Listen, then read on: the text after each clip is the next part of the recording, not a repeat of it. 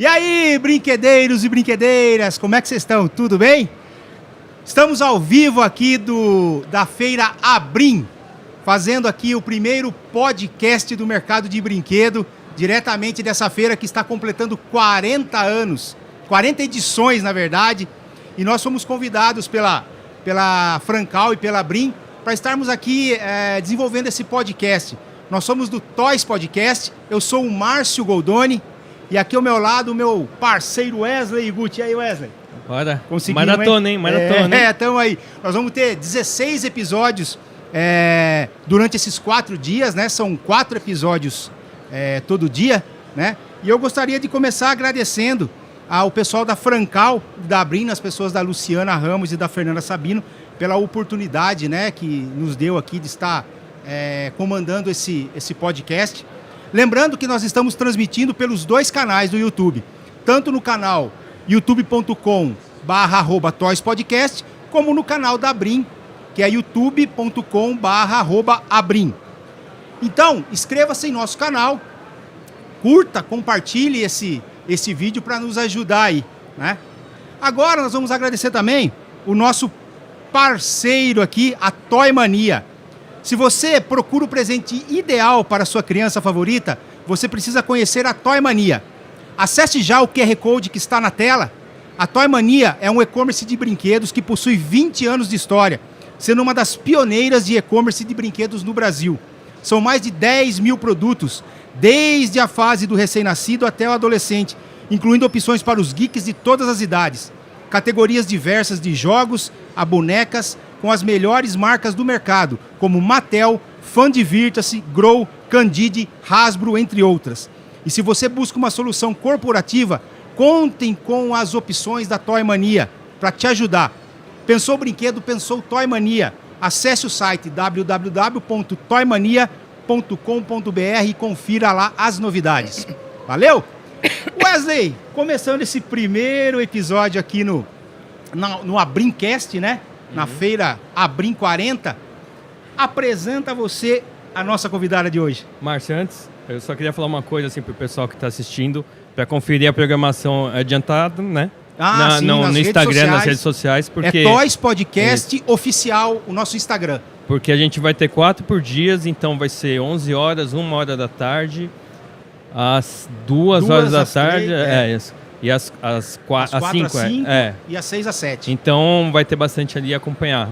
Hoje já é famosa aí, já veio no podcast, Kátia Chedid, que é gerente de educação da Fundação Bradesco. Bom dia, Kátia. Bom dia. Eu queria que você desse aquela sua carteirada agora. Aqui. Tá Onde você já trabalhou? Carteiradinha básica, básica, começar pela idade, então, pode ser?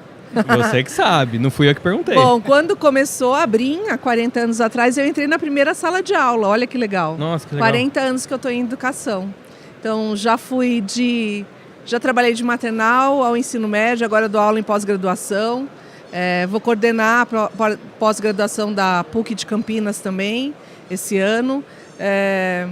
Estou trabalhando há 40 anos em todas as séries, né, de maternal e ensino médio e também em todas as áreas. Já fui professora, já fui coordenadora, já fui diretora. De onde eu queria saber?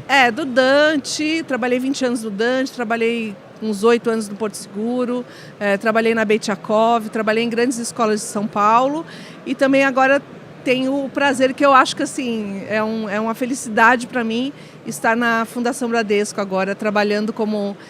Eu brinco que eu sou gerente de banco, mas na verdade eu sou gerente da governança educacional da Fundação Bradesco. E para mim, trabalhar com 40 escolas e 45 mil crianças em vulnerabilidade social é um presente que eu ganhei da vida mesmo, sabe? Está sendo muito legal. Agora está fazendo bastante sentido para você sua fase que você está fazendo, né? Todo sentido. E também, Márcio, ela falou que ela não sabia, e eu falei para ela é influencer, né? Porque hoje ela Quantos tem no teu Instagram, no Neuro? Uns 340, 350, não sei 340 mil falando de educação, né? Então, de neurociência. Mas, vamos embora, Márcio, que o tempo urge aí. Você começa aí? Ô, Kátia, a gente até abordou, né, quando você participou do episódio lá do Toys Podcast, né, na primeira temporada nossa. Fala pra gente, meio no geral, como anda o desenvolvimento infantil das crianças hoje em dia, em relação ao brincar. Na verdade a gente tem vários problemas de desenvolvimento infantil, né? Desde problemas de linguagem até problemas psicomotores. A falta disso, claro que a gente passou por uma pandemia que não ajudou muito isso, mas a gente também tem aquela falta de estímulo, né, dos pais, aquela falta até de conhecimento dos pais, como incentivar o desenvolvimento da criança, porque tem que ter uma intencionalidade naquilo. Não é você colocar ele numa tela e achar que ele vai desenvolver linguagem, vai desenvolver a parte motora, vai desenvolver até o raciocínio, a criatividade, a inteligência. Né? Se você deixar ele só na tela, né, existem pesquisas que já mostram que até compararam, sabe, pais que liam livros e pais que deixavam as crianças na tela. E o desenvolvimento da inteligência dos pais, das crianças que os pais liam livros e da linguagem foi muito diferente. Então, assim, é uma questão de estímulo mesmo, né? Então, o desenvolvimento ultimamente, até por conta que os pais acham que tem que ter muito tempo. Na verdade, tem que ter qualidade de tempo. Isso é a grande diferença. Kátia, te fazer uma pergunta. Qual que é o papel do brinquedo no desenvolvimento da criança? emocional, cognitivo, social? A gente acha que a criança aprende na escola, mas a criança começa a aprender brincando. Né? O brinquedo, o brincar, é a primeira forma de aprendizagem da criança, desde que ela nasce. Então, aqueles primeiros brinquedos de bloco, sabe? Você já aprende muitos conceitos e habilidades importantes para o seu desenvolvimento. Eu sempre falo, né, e até para os leigos saberem, a gente tem uma parte do cérebro que se chama córtex pré-frontal, que fica aqui, tá? A gente não nasce com ela desenvolvida. A gente vai desenvolvendo até os 25 anos, mais ou menos, essa parte. E essa parte é responsável por algumas habilidades, tanto habilidades motoras, quanto habilidades de funções executivas, que são habilidades de ação, como habilidades socioemocionais. E essas habilidades são desenvolvidas com brincar inicialmente. A linguagem é desenvolvida com brincar. Eu vi uma pesquisa sobre bonecas. O brincar com bonecas. E aí eles falam, às vezes, que o filho não tem interação com outras crianças, é pequeno. Mas se tem um bonequinho, uma bonequinha, você desenvolve empatia, você desenvolve linguagem, você desenvolve um monte de coisa só com boneca. E a pesquisa mostra isso. Não é legal? Não, é muito legal. E aí a gente pega hoje em dia a influência das telas, né, no desenvolvimento da criança. E a gente teve um assunto bastante polêmico nesse sentido, que é a perda da coordenação motora fina, né? De tanto a criança pensar, a gente teve até relatos de crianças que não conseguem mais amarrar o próprio cadarço do tênis, né? A gente teve, né, já esse assunto e a gente vê bastante preocupação de pais, de mães em relação a isso. Outros acham um exagero, né? Eu particularmente não acho, porque eu já vi um vídeo de um bebezinho numa revista e tentando pinçar a revista, um bebê, sei lá, tinha 1 ano, imagine se já tinha tela inserida ali nessa criança, né? Como que você vê esse assunto?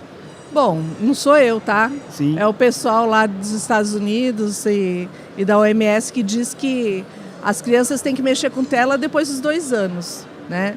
O próprio Bill Gates não deixa a tela para o filho dele, então alguma coisa existe aí, né, gente? Vamos pensar que o cara que é o responsável pela tela, não deixa os filhos mexerem.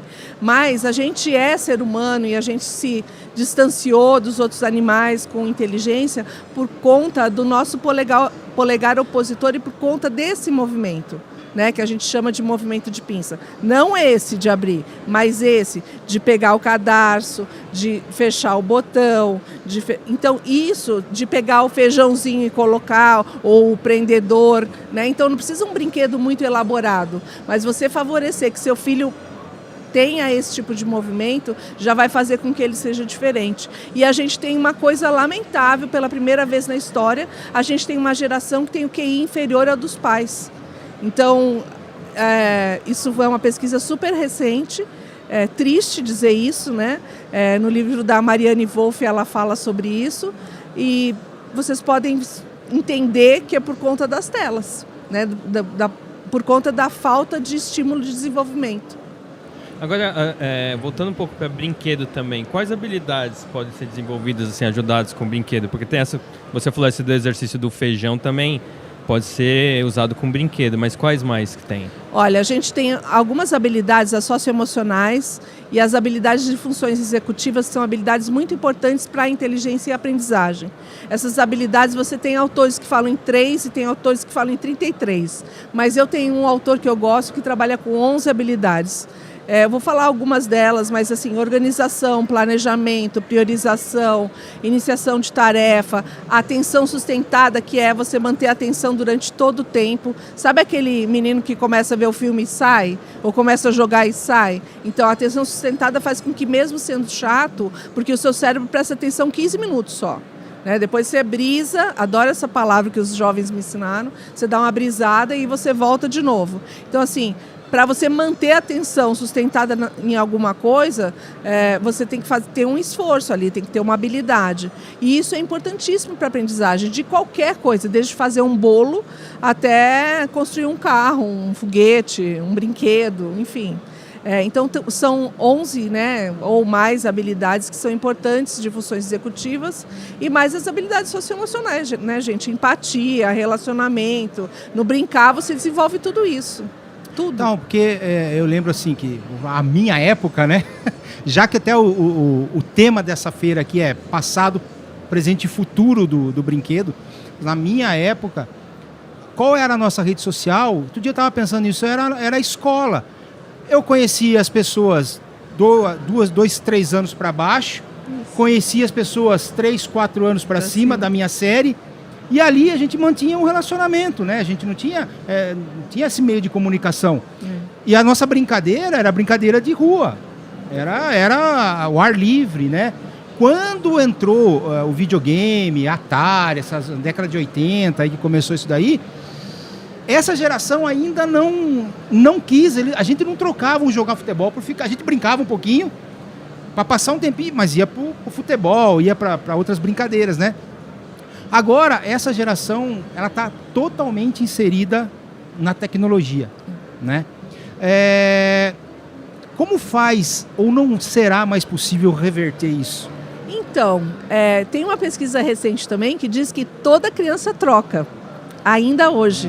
O problema é você oportunizar. Não tem uma criança que não trocaria, você levando com outras crianças ou com alguns brinquedos interessantes, não trocaria o videogame ou as telas por alguma coisa mais em algum lugar verde, ou eles chamam de zonas azuis, zonas verdes, que são zonas ou que tem água, ou que tem mato, ou que tem brinquedo de estímulo. Então, assim, se você colocar lá um papel pardo no chão, um monte de canetinha, giz de cera, e a criança tiver, ela vai lá.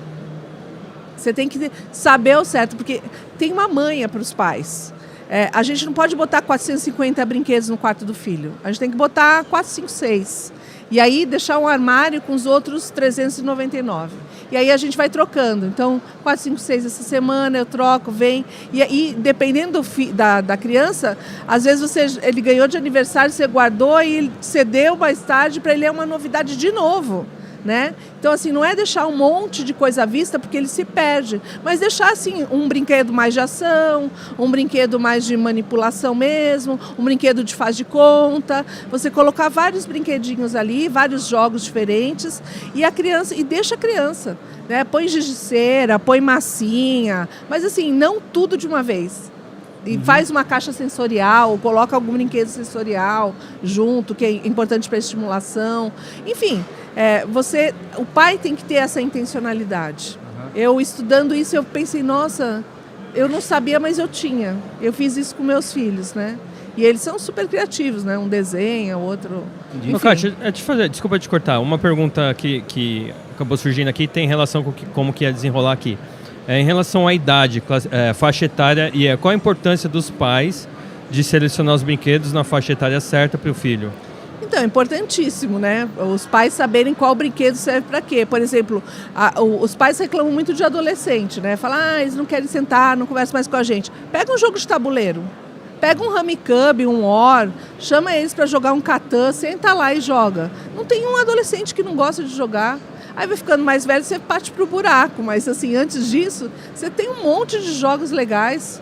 Sabe? Isso é uma infinidade de coisas. Agora, você não vai dar um jogo de tabuleiro que nem o War para uma criança que ela vai comer a pecinha, né? Você tem que saber qual jogo para quando, né?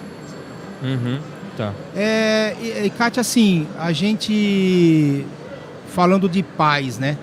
A gente sabe a correria, né? Que é hoje em dia a vida e os pais e tal. Volto a falar, na nossa época, na minha época, o meu pai trabalhava e a minha mãe ficava em casa. Então a gente sempre tinha, hoje em dia, essa correria dos pais. Como lidar com isso? Porque ou fica numa, sei lá, numa creche, ou fica com uma babá, ou fica com alguma coisa. Os pais delegarem esse trabalho, de repente, para uma babá, alguma coisa. Ou eles é difícil organizar a vida da criança hoje em dia, né?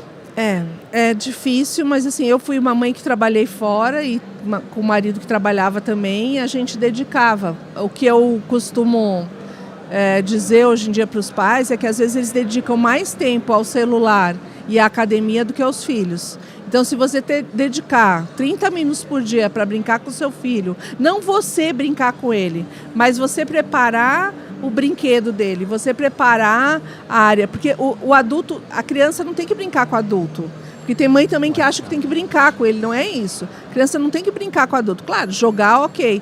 Mas tem que deixar ali os brinquedinhos e ficar na observação. Chama um coleguinha para brincar com ele, sabe? Organiza o brincar dele. Deixa um tempo livre. Não precisa dirigir o tempo todo. Porque também tem mãe que acha que tem que ficar dirigindo. Agora vamos aqui, agora vamos ali. Não, deixa a criança inventar. Se ela quiser fazer, ao invés de usar bonequinha, usar pano de prato, panela, cozinha. Outro dia eu visitei uma criança lá, um casal que tinha uma criança. Ela tinha panelinha, tinha feijão e arroz, de verdade feijão e arroz, mas na panelinha dela. Ela me serviu chá, ela fez a comidinha. Isso aí é um exercício incrível de criatividade, de imaginação, de resolução de problemas. É importantíssimo para a vida. Então, os pais têm que... Não adianta chegar em casa, ficar no celular ou vendo alguma série e deixar a criança sem você colocar ali um ambiente para que ela... Ou na tela, né? Um ambiente para que ela desenvolva o brincar ou na tela. Então você tem que dedicar tempo para o seu filho. E eu não estou dizendo do dia todo, que nem nossas mães ficavam. Estou dizendo assim, meia hora, 40 minutos. Faz isso todo dia, aí lê um livro antes dele dormir, você vai ver a mudança. Vai ficar mais estudioso, vai melhorar a inteligência, a criatividade. Não precisa muita coisa não, gente. Porque... Quais os tipos de brinquedos você quer fazer? Não, eu ia falar porque hoje em dia, qualquer coisinha... Assiste um desenho aí. Tá fazendo bagunça, olha a telinha aqui. Pega a telinha aí, né? E quais os tipos de brinquedo que mais estimulam o aprendizado e desenvolvimento? Então, a criança é um ser criativo. Às vezes o brinquedo nem tem aquela função, mas ela brinca com a caixa, né? Mas existem brinquedos... A gente costuma achar que o brinquedo educacional, aquele educativo, pedagógico, ajuda bastante, ajuda mesmo, porque ele tem toda a parte de intencionalidade. Mas qualquer jogo, se seu filho está se divertindo, está ali gostando de brincar, mesmo que ele não esteja usando a forma correta do jogo, vai estimular alguma habilidade dele. Então você tem desde o estímulo ali de... por exemplo, vou dar um jogo simples que é de morto e vivo, que as crianças brincam. Se ela brincar por brincar, tudo bem, ela só está brincando. Mas se você pensar na habilidade que ele desenvolve uma habilidade que é de controle inibitório. Você tem que se controlar. Sabe aquela criança que não controla? Quando você está falando, fala junto. Você está falando no telefone, ela fica puxando sua cara para falar. Eles fazem isso, né? Porque eles não têm controle inibitório. Aí na sala de aula, o que a professora fala? Levanta a mão antes de falar. E todo mundo... O Wesley aprendeu. Quando ele vai fazer pergunta, ele levanta. É fofo. Ele tem controle inibitório, tá vendo? Tem outros que falam no meio. O Márcio pulou essa etapa. Eu já pulei essa etapa. E o pior... E o pior, o córtex dele, pré-frontal, já foi formado, faz muito tempo. Não. Aí eu tenho um adendo da neurociência. O córtex pré-frontal tá maduro, mas não desenvolveu a habilidade. Ainda tem tempo, se você quiser. Um beijo pra Anitta. Anitta, há esperanças ainda. Tô em desenvolvimento aí. Meninão. Sempre. Então, e aí a gente assim, pensando em relação a essas brincadeiras, tem muito, você acha que tem muito assim dos pais, você falou assim, da criança brincar com a panelinha, ou brincar com o carrinho, assim, a criança não, porque ela vai virar dona de casa se ela brincar com a panelinha fazendo cozinha. Ainda tem essas conversas, né? Infelizmente, né? Que o pessoal acha... Na verdade, assim, pais têm filhos, né? Sim. O Wesley mesmo, vejo ele com a filha dele o tempo todo. Então, assim, é isso, gente. Tem que brincar de boneca, porque você vai desenvolver ali coisas de empatia e relacionamento que com o Falco não vai ser a mesma coisa. Não tem mais Falco, né? Tem, tá relançando, sim, ó, a que estrela, legal. Então, assim, brincadeiras de ação ali com o soldadinho são importantes? Sim. São. Mas você Forte também... Apache, né? Forte Apache. Eu tinha Forte Apache. Gostava. Eu tinha bolinha de gude. Bolinha de gude, muito bom. Então, aquelas 5 Marias, não sei, chama 5 Marias 5 Marias, aqui?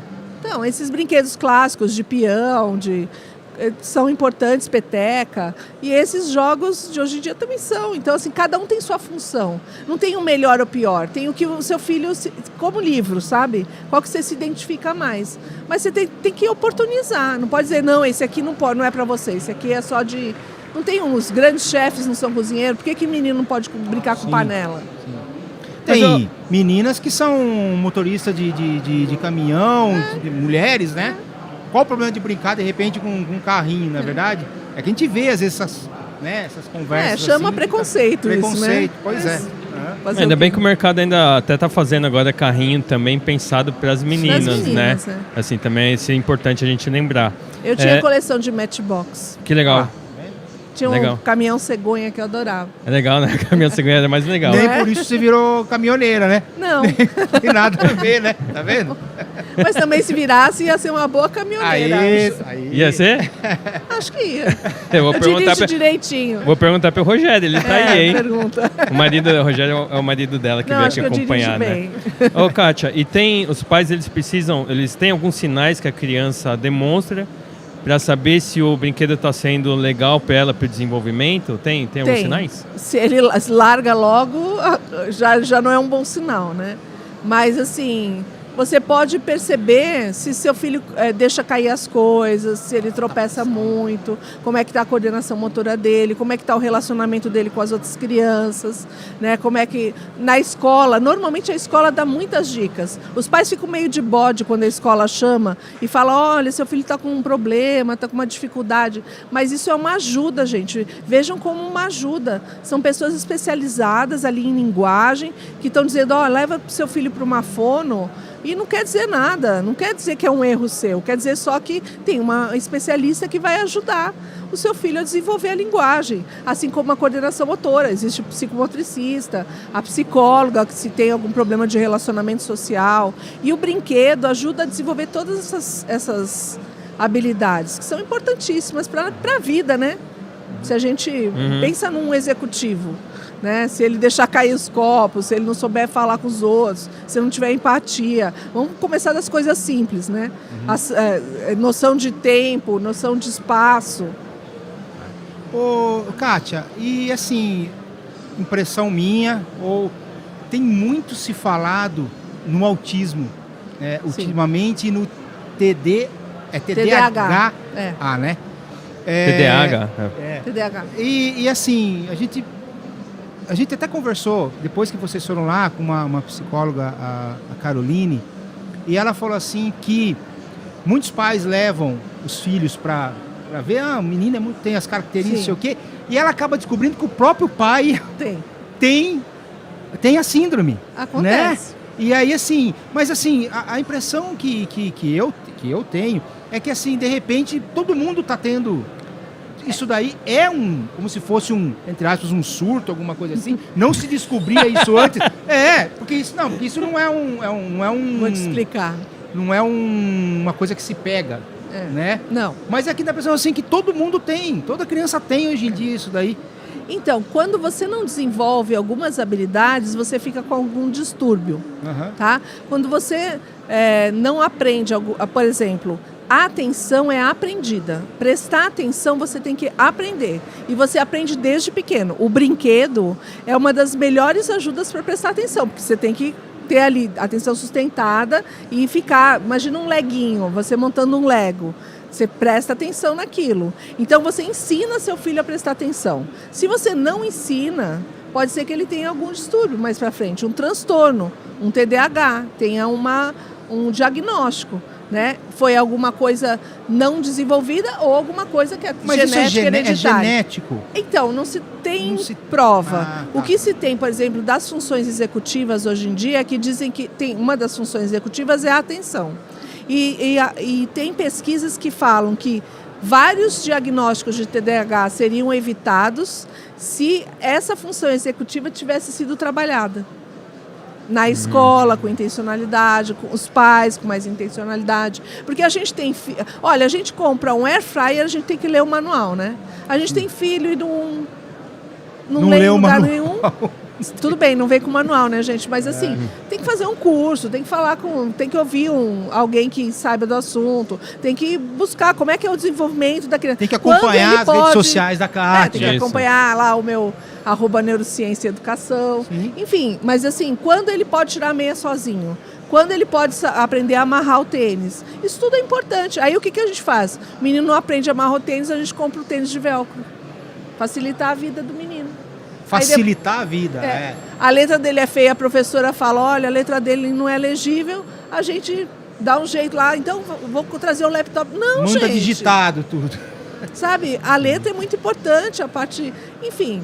Tudo é importante para o desenvolvimento e não é à toa que existe escola, não é à toa que existe professor, eles são especialistas mesmo, né? Não é à toa que você tem uma fono, um psicomotricista. E quanto ao TEA, né, que é o autismo, né? Ele aumentou o espectro, tá? Ele aumentou lá no CID, eles aumentaram o espectro. Então, por isso que tem mais. Então, a gente chamava antigamente de Asperger ou Asperger. Agora ele é autista, ele está dentro do espectro. E aí, desde um leve, né, nível 1 até nível mais complicado assim, de se trabalhar, está tudo, né, dentro desse espectro. Não. Então, aumentou um pouco o leque E assim, com o tempo, né, gente, o diagnóstico fica mais facilitado. Agora... Existem formas de trabalhar, desde o TDAH, o TEA ou outras crianças que não são neurodivergentes, existem formas de trabalhar na escola, na família, enfim. Tá, mas e agora assim, ó, vamos pensar aí nos pais e mães da década de 80, 90 e os pais e mães da década de 2000. Tá. Naquela época você não tinha tanta informação igual você tem hoje em dia. Né? Então era meio que raiz, né? Aprendia na prática. E hoje, com tanta informação que se tem, teoricamente seria mais fácil para os pais falar, pô, eu tenho essa informação aqui, eu vou tratar meu filho assim e tal. Mas não é muito isso que a gente vê, né? E assim, eu tenho meio medo de falar isso, porque as mães falam, a culpa é da mãe, não é culpa da mãe, gente. A culpa é assim, não é que... não é culpa, né? Mas é assim...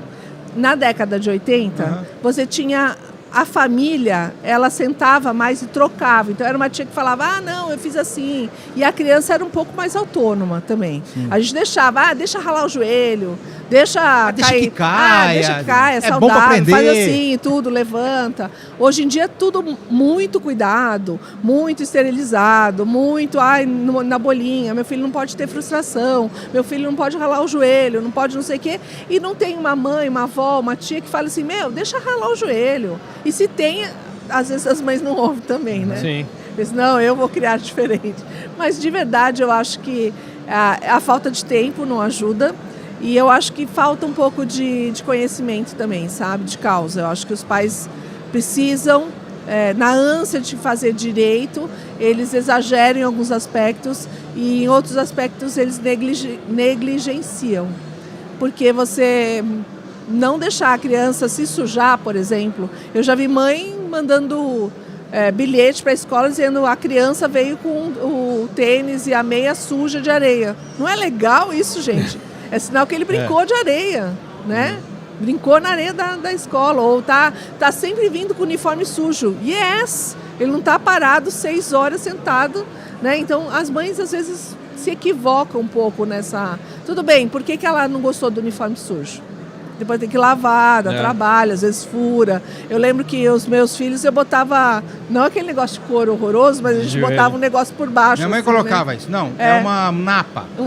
Botava. Colocava eu botava aqui no joelho, por dentro, aqui. assim, alguma coisa por fora. É? Ficava aqui o estilo da calça com aquele... E hoje em dia tem Couro isso. preto. Você já viu hoje em dia? Não tem. Não Porque tem. os meninos não ralam mais Não joelho.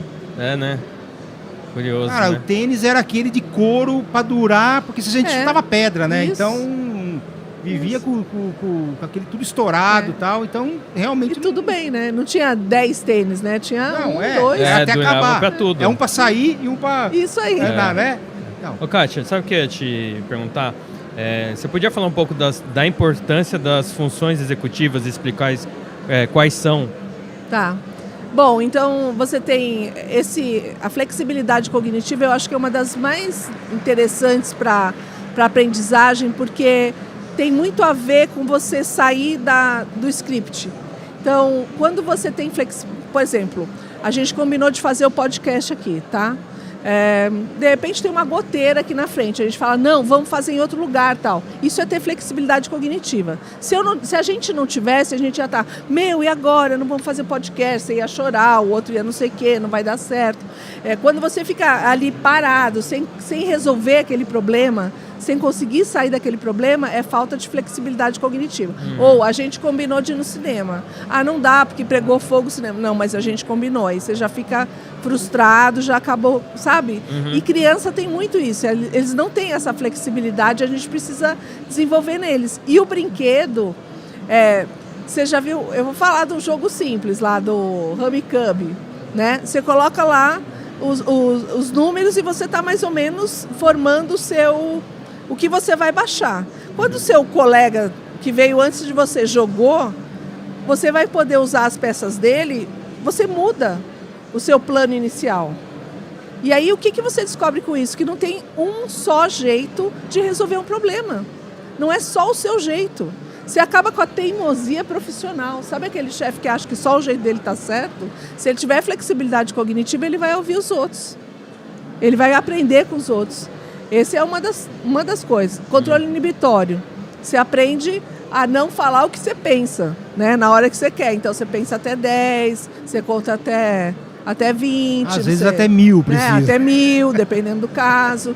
Você não vai agir por impulso. A criança age por impulso, né? Ela fala. E a gente vai ensinando a ela a ter controle inibitório, né? Você evita muitos estragos no relacionamento. Sim. Aí a criança que tem TEA, que tem TDAH, às vezes não tem, por exemplo, TDAH não tem controle inibitório. O que você tem que fazer? Ensinar. A mesma coisa que você faz com quem não é neurodivergente, é a mesma coisa.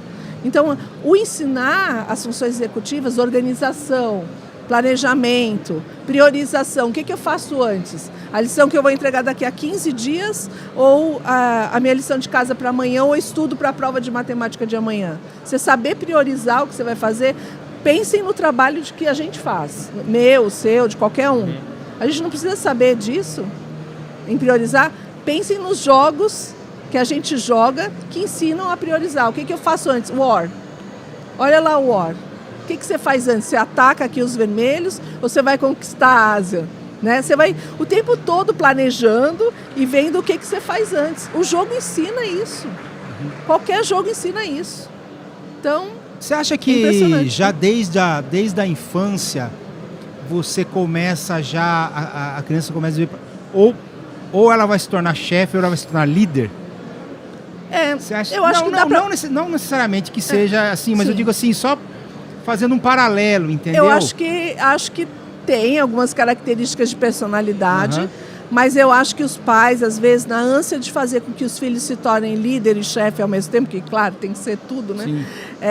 Às vezes sobrecarregam e estressam os pimpolhos. E aí, assim, o ideal seria ter tempo mesmo para fazer nada, para usar a criatividade e para brincar, e para ler. Isso seria o ideal. Então, se você perguntar assim, o que os pais fazem? Faça seus filhos lerem, né? Deixem que eles sejam mais autônomos e oportunizem momentos de brincar. É muito importante. Né? Não, mas sabe o que eu ia perguntar? Assim, e o que você sente falta no mercado de brinquedo mesmo? Você tem alguma dica para os fabricantes? O que está faltando no mercado? Eu tenho várias. Então você está no lugar certo, né? Porque você está no lugar para você dar as dicas. Tá todo mundo reunido aqui. Ó. Eu tenho várias dicas, mas a começar pelas instruções, gente. Tem que mudar esse layout de instruções, tem que ser uma coisa que a pessoa que vai ler, a não ser aquele que gosta de instrução, né? Tem gente que gosta de ler instrução, mas a não ser aquele cara que ame ler instrução, às vezes a criança não tem paciência. Então tem que fazer um resuminho, às vezes talvez mais interativo, com desenhos, né? Eu tenho um filho que ilustra tal, quando a gente vai fazer, ele é o cara que lê instruções, e depois ele meio que faz um resumo pra gente. Então é isso, tem que ter a coisa mais palatável, tanto para a criança, então de repente até ilustrado, quanto para os adultos, porque é muito chato ler as instruções dos jogos. Então acho que dá para fazer de uma maneira mais divertida. Esse é o primeiro. Segundo, colocar nas caixas mesmo para que serve. Qual a habilidade de função executiva ou socioemocional, ou qual a habilidade que aquele jogo desenvolve. Isso vai servir para o pai, porque você botar lá, serve para 2 anos, tá bom, 2 anos, mas o que ele está ensinando? Geralmente só tem essa informação, isso, né? Coloca lá qual é a habilidade que está desenvolvendo. Você acha, qualquer pai vai falar, olha aqui, ó, tá desenvolvendo atenção, planejamento e organização, legal. Ó, vai desenvolver controle inibitório do meu filho, olha que legal. Vai desenvolver flexibilidade cognitiva. Então, se você colocar lá as habilidades, vai desenvolver a questão social ou espacial do meu filho. Enfim, eu acho que tem que ter mais informações ali de quais habilidades vai desenvolver. E também, assim, às vezes as caixas são feias, né? Eu me incomodo muito com isso. E acho que tem que ser uma coisa chamativa, né? Para que a criança e o cérebro, às vezes tem muita informação, o desenho muito poluído, sabe? Eu acho que a gente tem que também entender qual é a visão, porque as gerações têm diferentes gostos de ilustração. Você vê uma geração mais recente, ela é mais clean do que uma geração... Como os pintores, quando você vai lá, você pega uns pintores renascentistas, são mais cheios de rococó, você pega agora um pintor mais moderno ou mais contemporâneo, você vê menos informação e mais clean. Então as caixas também tem que pensar nisso, sabe? Como essa criança vê essa caixa, como esse adulto vê essa caixa. Teria que ter a criatividade, né? E pensando nessa palavra criatividade, eu não sei, eu tenho por mim que assim, a criatividade surge muito de a tua biblioteca. O que você tem na tua biblioteca? O que você conseguiu ver na tua vida inteira? Porque às vezes quando eu vou criar alguma coisa, me vem os insights e foi coisas que de repente eu vi, é o meu processo de vida, né? Mas eu sempre volto na minha época, né? Para comparar. Porque a gente não tinha tanta informação. Sabe que a sua época é agora, né? A minha época é agora. Tá bom. Só lembrando. É que a gente não tinha tanta informação. A gente tinha que ir atrás da informação. Ia fazer uma pesquisa, tinha que ir à biblioteca pesquisar na Barça. Sim. Né? Hoje em dia, você vê a criança sendo municiada de tanta informação e tanta coisa, mas de repente ela não tem tanta criatividade como que é isso? O que a gente via na Barça e o que a gente tinha menos informação, mas a gente guardava essa informação na memória de longo prazo. Então, a memória de longo prazo é aquela com que a gente guarda informação por mais tempo. E essa memória não é estimulada quando você tem muita informação, fica tudo no superficial, numa memória de curto prazo. E aí você não consegue acessar o que você falou, guardado ali num gaveteiro, digamos. Sim. Que seja ali a memória seja um gaveteiro, que você fala assim, tem que fazer tal coisa, aí você pega as informações que você tem guardado ali. Mas se você não guardou no gaveteiro, nem chegou lá. Quando você tem muita informação superficial, você não chega na memória de longo prazo. E isso é desse mundo, que não se aprofunda. Então, você tem que dar informações e fazer com que a criança desenvolva essa aprendizagem de forma mais profunda, levando para a memória de longo prazo. E como é isso?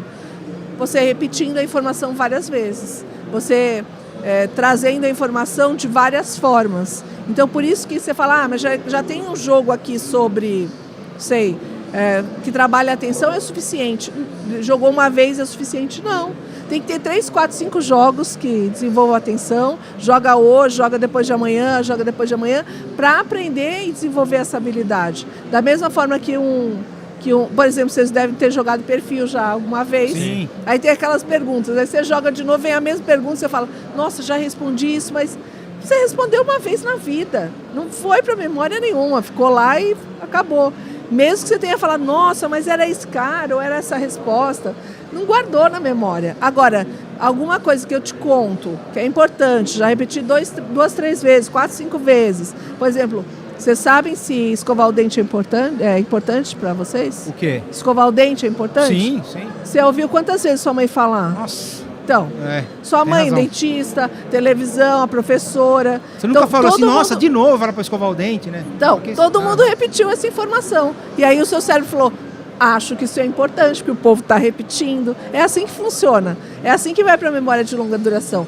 Por isso que a escola traz os conteúdos várias vezes, para você levar para a memória de longa duração. Mas você e acha aí você resolve problemas, sim, e aí você tem insights criativos a partir daquilo. Aquela história de nada se cria, tudo se copia, é justamente porque a gente pega informações passadas, né, informações que a gente teve, ou descobertas passadas, e vai descobrindo outras coisas e colocando outras coisas a partir do que já foi. Ninguém tem uma ideia do nada. Mesmo os mais criativos, eles sempre tiveram as ideias pautadas em coisas que eles viram, que eles viveram. Na biblioteca dele lá atrás, né? Mas você acha assim, por exemplo, assim, não sei se o Wesley, quando você ia fazer uma pesquisa, você fazia aquilo, você estava focado naquilo. Isso. Hoje em dia, você está assistindo televisão, se está num tablet, se está no celular respondendo uma mensagem, não está vendo outra coisa, se num filme, para assistir o filme, dá uma olhadinha no celular, é multitarefa, é multicoisas, ninguém né? é multitarefa. O cérebro não é multitarefa, gente. Não tem como repartir o cérebro em várias... Não. Atenção, você foca só. Aí vem o pessoal falar, não, as crianças de hoje são multitarefa. Não, as crianças de hoje são superficiais e não aprofundam. É isso. Então, você quer que seu filho estude, você quer terminar um trabalho, você quer acabar de escrever aquele capítulo daquele livro, método Pomodoro, vocês já ouviram falar? Já. Dedica alguns minutos e fica lá, alguns minutos focado, tendo atenção, sem tela, sem gente, sem pergunta. Lá onde eu trabalho tem umas salas de foco. Aliás, tem várias salas de foco. Quando você quer prestar atenção, você entra na sala de foco e fica lá, ninguém te interrompe. E essa sala como que é? Ela não tem nenhum estímulo? Como que é? Como que é essa sala? Ela não tem nenhum estímulo, fechada. Você leva o seu laptop e fica lá trabalhando. É tipo um quarto branco do Big Brother, assim. Isso. Tá fácil de fazer uma sala dessa. Uma sala de foco. Cara, eu preciso dessa sala de vez em quando. É isso. Quando você tem um trabalho mais que exige mais atenção, você tem que ter foco. Sim. E às vezes você tem que tirar, né? O ruído, né? O estímulo. E o teu trabalho hoje em dia, Kátia, a gente estava conversando aqui um pouquinho antes, né? De que você faz esses atendimentos e você falou que Brasil inteiro, né? E vai para as regiões de menor índice do IDH, né? Como que está o ensino no nosso país? Então, eu não consigo ver o ensino de outros lugares, eu consigo ver o ensino da fundação, que eu acho que é um privilégio para quem tem, né? Porque conta um pouquinho desse esse projeto, gratuito, é maravilhoso o projeto da fundação. Mas eu ouço, como eu tenho meu Instagram, eu ouço a vivência de várias pessoas de escola pública. Eu acho que os professores tentam fazer ao máximo, mas infelizmente falta um movimento político mesmo, sabe, de governo, de falar assim, gente, vamos parar? Vamos alfabetizar todo mundo, aprender as 4 operações básicas e depois a gente começa tudo de novo? Parece que eles vão levando e vão deixando a criança aí, mesmo sem aprender a ler, sem aprender a escrever, sem saber as 4 operações, e aí só vai aumentando o buraco. E também, o tempo não volta. E o próprio professor, ele não tem uma formação. Ele faz o que ele pode, sabe? Mas assim, ele não ganha o suficiente para investir em livro é caro. Ele não ganha o suficiente para fazer um curso, para ir a um congresso. Aí às vezes o pessoal fala, mas você monetiza com o seu Instagram? Não monetizo nada, né? Nada, porque educação não... Eles não têm dinheiro, gente. É isso. É muito difícil você ter professor que consegue pagar curso, consegue pagar...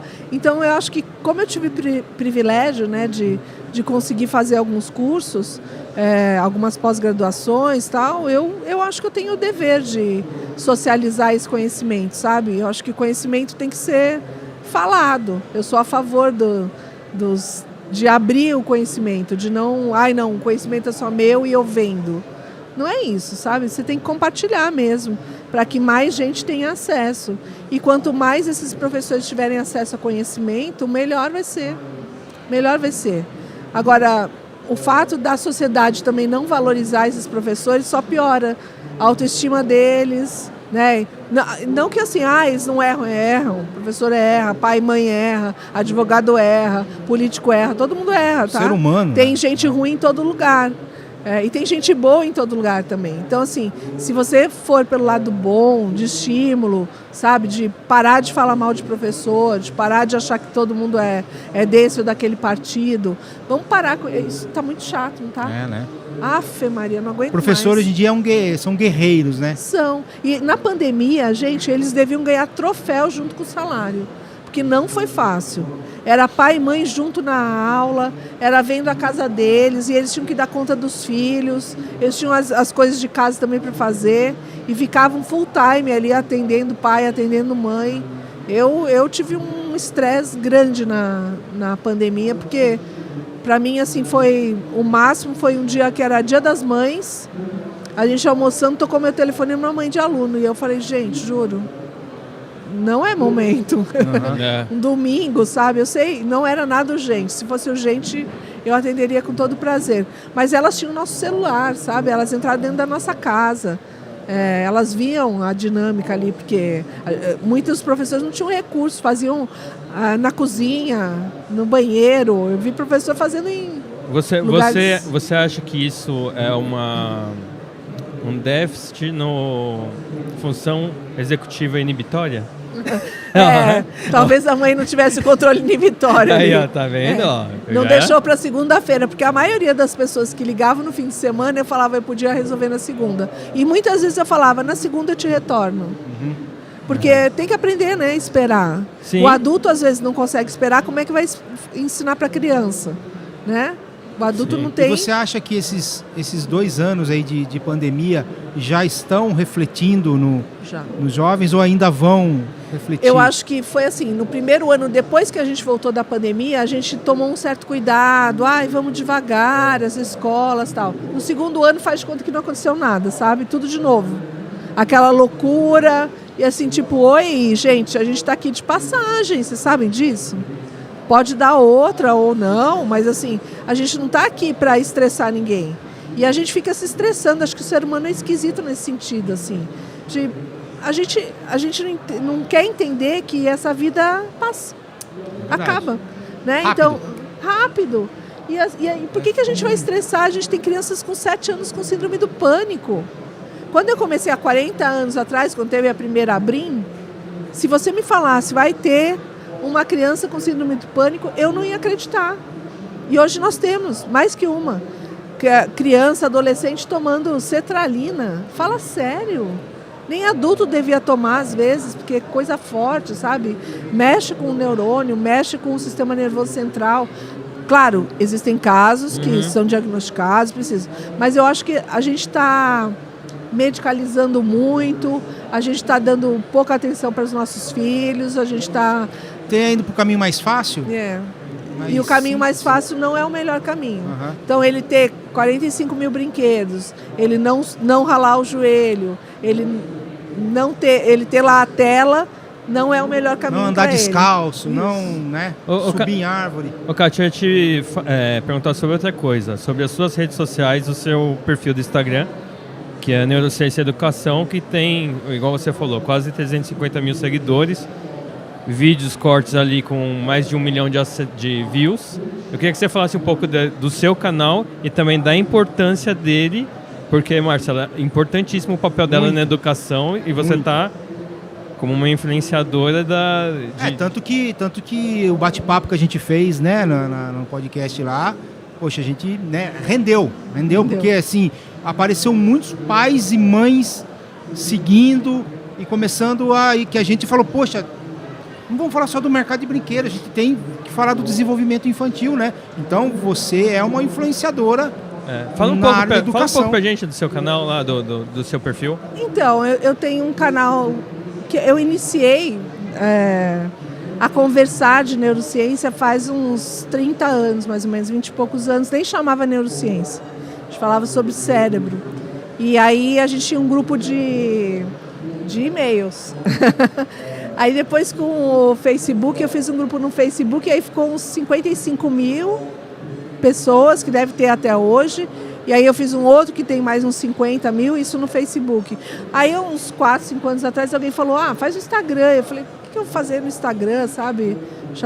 Não via muito. E aí eu fiz, e rapidamente, assim, muita gente interessada no assunto. Acho que outro dia eu ganhei um prêmio em Portugal esse ano, que é o Prêmio Vítor da Fonseca.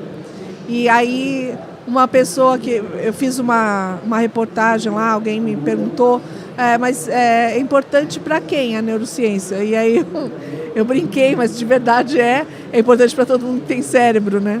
É basicamente isso. Então, acredito que é por isso que as pessoas... gostam. Jeito Kátia de ser. Mas, eu acho que quem tem cérebro se interessa, né? Quem tem filhos com cérebro também, né? E quem tem alunos também se interessa pela neurociência. Então, mas é pouco explorado? É muito pouco explorado. Muito pouco, né? Muito pouco. Qual essa história do cérebro a gente só usa 10%? Não, isso é mito. É mito, né? Na verdade, você usa tudo. Agora, você usa bem é outro problema, né? Tá respondido. Você usa todas as áreas do cérebro. Sabe o que eu vi? Esse dia eu tava vendo um corte do Ticaricateste lá, o Roger, do Traje a Rigor, tava lá, e ele tem o QI de 170 e não sei quanto lá. Aí o cara perguntou pra ele, falou, não é porque eu tenho QI de 170 que eu vou fazer uma bomba nuclear. Sim. Ele falou, depende de como a pessoa usa aquele QI, né? Então a questão de você usar todo o cérebro é como você usa o seu cérebro também, né? Os meus irmãos e eu, a gente também tem o QI acima da média. E aí, porque a minha irmã teve um problema e aí fizeram o teste, a gente também fez. Mas assim, eu acho ruim rotular, sabe? Meus filhos também quiseram, uma época, as pessoas quiseram... Eu dei umas palestras lá na Mensa, que é uma organização de pessoas com altas habilidades. E aí eles quiseram fazer o teste de QI lá dos meus filhos, né? E eu não quis, porque eu acho ruim rotular. E, por exemplo, o TEA, alguns TEAs têm altas habilidades. Algumas pessoas com TDAH têm altas habilidades. Então, altas habilidades é legal você ter, inteligência é legal você ter, mas você tem que ter controle emocional, que é uma das funções executivas. Você tem que ter controle inibitório. Não adianta você ser muito inteligente e falar bobagem, sabe? Então, assim, tem outras habilidades que você precisa desenvolver. Se você tem só inteligência, você pode usar muito para o mal ou você pode não saber usar. Então, ok, essa parte está ok, já são inteligentes, tá bom. Agora, como eles vão desenvolver essa inteligência, como eles vão se relacionar com os outros, né? Como é que eles vão se comunicar, como é que eles vão... Isso é importante. Então, para o pai fica lindo falar, nossa, meu filho E tá ok falar, eu acho bacana, mas assim... Não é só isso. Não é só isso. Então, tem outras partes que às vezes ficam deficitárias quando você tem altas habilidades e você tem que cuidar disso, né? Essa parte social, essa parte emocional. Então, é bom, mas você tem outras coisas para cuidar. Então, todas as crianças, todos os seres humanos têm uma parte que tem que ser trabalhada. E eu acho que o legal do cérebro é isso. Você está mais desenvolvido aqui, você tem uma área motora muito desenvolvida, uma área espacial, tipo o Messi. Né? O Messi deve ter uma área espacial ali super desenvolvida, enxergar. Porque o cara ele tem TEA, né? Dizem que ele tem esse diagnóstico. Dizem, não sei se é verdade. Mas ele tem essa área de orientação espacial, como o gaúcho lá, como é que é o... Ronaldinho Gaúcho. Também, ele olhava para passar a bola e ele já sabia onde passar. O cara é gênio nessa parte e outras partes. Então, você tem que desenvolver isso, mas tem que desenvolver outras partes também. Então, sempre vai ter que desenvolver seu filho, o brinquedo sempre vai ajudar. E é isso, né? Legal. E aí, as tuas redes sociais, o teu Instagram? É @neurociência_e_educação. Legal. Aí tem um site, né, katiachedid.com.br. Mas o pessoal gosta mais do Instagram e eu também respondo mais. A gente vai deixar aqui no link na descrição do vídeo aqui, né? E indo pros finalmente, ela já respondeu essa pergunta. Mas será que ela conseguiu gravar? Será que foi absorvido? Vou pegar ela agora, se ela conseguiu. Ela já não sabe mais o que ela respondeu. Por causa de Ferreira Espeto de Pau, né? Será que ela está treinada nesse quesito aí? Deixa eu ver, olha pra cá, Kátia. Vamos fazer a pergunta para ela. Ai, meu Deus. Ô, Kátia, fala pra gente, na feira do brinquedo, qual foi o seu brinquedo de infância? Ai, eu tenho um cachorrinho esse aí. Tá lá em casa ainda, que eu não lembro, eu acho você que era Bidu. A foto. Eu mandei a foto, você viu, né? Vi. E assim, adoro aquele cachorrinho.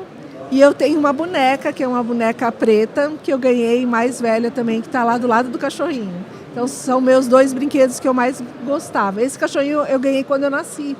Então tem foto minha com ele no berço. É que eu te mandei, eu acho que eu estava em pé, né? Já era maiorzinho. Não, você me mandou, acho que estava numa prateleira, alguma coisa assim. Eu tirei lá de casa.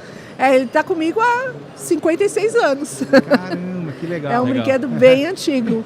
E aí meus filhos falam que é muito feio, mas eu adoro. Legal. Kátia, a gente agradece mais uma vez a tua presença no nosso podcast, né, nesse bate-papo. Eu acho que a gente vai até, né, com uma frequência fazer, porque é assunto que não acaba mais, sempre tem que se atualizar, né? Então pode esperar que outros convites virão para a gente bater mais papo sobre desenvolvimento infantil, neurociência, psicopedagogia e por aí vai. Então, muito obrigado mesmo. E agora se aproveita para dar uma volta na feira aí para conhecer um pouco. Eu que agradeço o convite e os outros já estão aceitos. Estamos juntos. Legal, valeu. Wesley, obrigado. Já terminando um primeiro episódio aqui, né? Falando do nosso parceiro, a Toy Mania. Você acessa aí o QR Code que está na tela. Se você precisar aí de brinquedos de todas as diversidades aí, você entra no www.toymania.com.br e aí você vai ter lá uma infinidade de brinquedos para diversão, beleza? E a gente vai finalizando aqui mais um episódio do Toys Podcast e o primeiro aqui da feira. E aí a gente, 2 horas, né? O próximo, né? Não, 1 hora. 1 hora da tarde nós estamos de volta aqui com mais um convidado para vocês. Valeu, galera. Um abraço. Até mais.